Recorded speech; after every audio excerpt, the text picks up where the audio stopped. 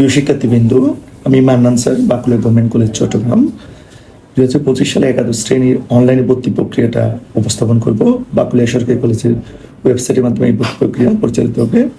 প্রথমে college website www.bgc.edu.bd তে গেলেই কলেজ ওয়েবসাইট আসবে। সেখান থেকে পেমেন্ট অপশন থেকে অ্যাডমিশন অপশন সিলেক্ট করব। এরপরে অ্যাপ্লাই নাওতে যাব। অ্যাপ্লাই নাওতে গিয়ে গ্রুপ, এসএসসি বোর্ড, এরপরে এসএসসি অ্যাডমিশন রোল দিতে হবে। এরপর ভেরিফাই দিব। যদি আমাদের স্টুডেন্ট হয়ে থাকে তাহলে ভেরিফাই দিলেই স্টুডেন্টের তথ্য চলে আসবে। এরপর হচ্ছে আমাদের বেসিক তথ্যগুলো দেখাবে। সেখান থেকে আমরা ফুল নেম, এরপর হচ্ছে ফুল নেম বেঙ্গলি বা বাংলায় লিখতে হবে, এটা কিন্তু ইংরেজিতে লিখলে হবে না। এরপর ডেট অফ বার্থ সেখান থেকে সিলেক্ট করে দিতে হবে। যাদের যেই ডেট অফ বার্থ আছে সেটা আমরা অপশন থেকে বের করে সিলেক্ট করে দিব।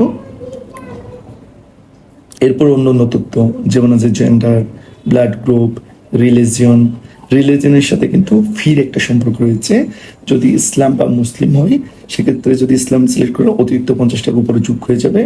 আর যদি অন্য যে কোনো ধরনের হয় সেক্ষেত্রে মসজিদ ফিটা থাকবে না, তাই ওই ফিটা যুক্ত হবে না। তাহলে আমরা ফিটা দেখে নিতে পারবো।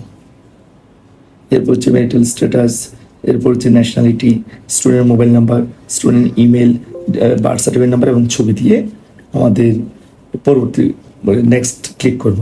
এরপরে ফাদার্স ইনফরমেশন যেগুলো দরকার সেগুলো আমরা দিয়ে দিব। Father's name, father's mobile number, এরপর হচ্ছে father's NID number, mother's name, mother's mobile number, mother's NID number.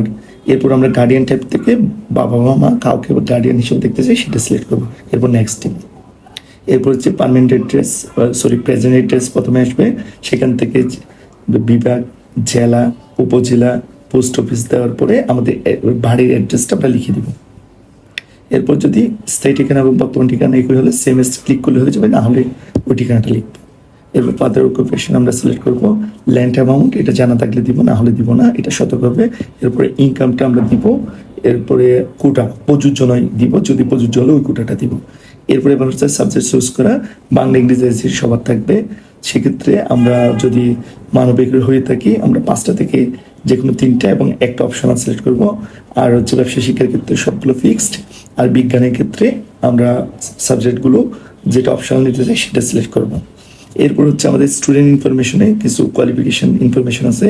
সেখান থেকে SSC exam name, SSC board name, session, passing এর হচ্ছে 2025 বা যার যে সময় আছে ওইটা দেখবো। ইনস্টিটিউশন নেম যেখান থেকে পাস করছি, এরপর হচ্ছে ডিভিশন, রোল নাম্বার, এরপর হচ্ছে রেজিস্ট্রেশন নাম্বার, জিপিএ এবং কত নাম্বার টোটাল নাম্বার পেয়েছি ওটা যোগ করতে হবে। এরপর আমরা নেক্সট যাব। এখন আমাদের ফি সহ সকল তথ্য আমাদের দেখাবে।